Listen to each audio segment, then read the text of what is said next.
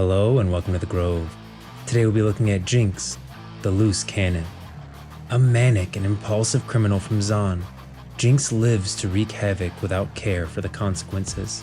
With an arsenal of deadly weapons, she unleashes the loudest blasts and brightest explosions to leave a trail of mayhem and panic in her wake. Jinx despises boredom and gleefully brings her own chaotic brand of pandemonium wherever she goes. Jinx is from Zaun. Zaun is a large, undercity district lying in the deep canyons and valleys threading Piltover. What light reaches below is filtered through fumes leaking from the tangles of corroded pipework and reflecting from the stained glasses of its industrial architecture. Zaun and Piltover were once united, but are now separate, yet symbiotic societies. Though it exists in a perpetual smog twilight, Zaun thrives, its people vibrant and its culture rich. Piltover's wealth has allowed Zaun to develop in tandem, a dark mirror of the city above. Many of the goods coming to Piltover find their way into Zaun's black markets, and Hextech inventors who find the restrictions placed upon them in the city above too restrictive often find their dangerous researches welcomed in Zaun. Unfettered development of volatile technologies and reckless industry has rendered whole swaths of Zaun polluted and dangerous. Streams of toxic runoff stagnate in the city's lower reaches, but even here, people find a way to exist and prosper. While most look at Jinx and see only a mad woman wielding an array of dangerous weapons, a few remember her as a relatively innocent girl from Zaun, a tinkerer with big ideas who never quite fit in. No one knows for certain what happened to turn that sweet young child into a wildcard, infamous for her wanton acts of destruction. But once Jinx exploded onto the scene in Piltover, her unique talent for sowing anarchy instantly became the stuff of legend. Jinx first gained notoriety through her anonymous pranks on the citizens of Piltover, particularly those with connections to the wealthy merchant clans. These pranks ranged from the moderately annoying to the criminally dangerous. She blocked streets on Progress Day with a stampede of exotic animals freed from Count May's menagerie. She disrupted trade for weeks when she lined the city's iconic bridges with adorably destructive flame chompers. Once, she even managed to move every street sign in town to new and utterly confusing locations. Though this unknown troublemaker's target seemed random, and her motivation nothing more than pure chaos, her actions always served to bring the city's orderly bustle to a screeching halt.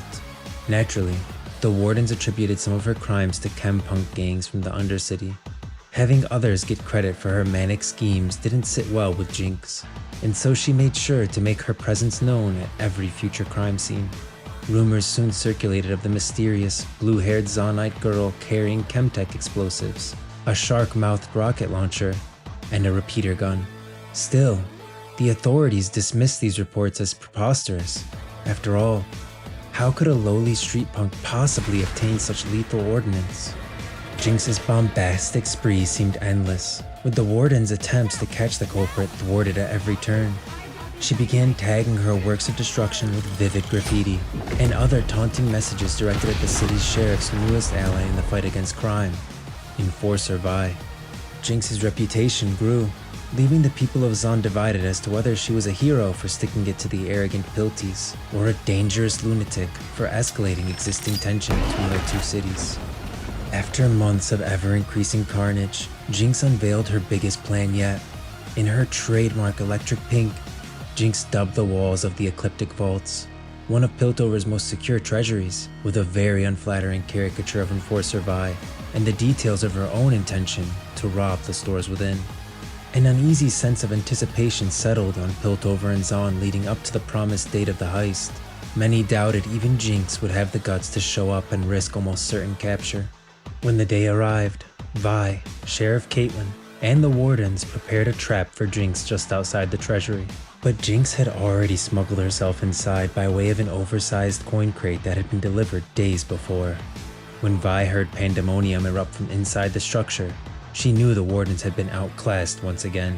She burst into the treasury, and the ensuing confrontation left the Ecliptic Vaults a smoldering ruin, and the merry mischief maker Jinx nowhere to be found.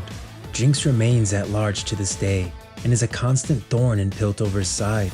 Her schemes have inspired copycat crimes from among the chempunks, as well as numerous satirical plays lampooning the incompetence of the wardens, and even a smattering of new colloquialisms throughout both cities. though no one has yet had the courage to call Enforcer Vi, pretty in pink, to her face. Jinx's ultimate endgame and her obvious obsession with Vi both remain a mystery, but one thing is certain: her crimes are continuing and growing in sheer audacity. You think I'm crazy? You should see my sister. She's such a loser, always ready to cry.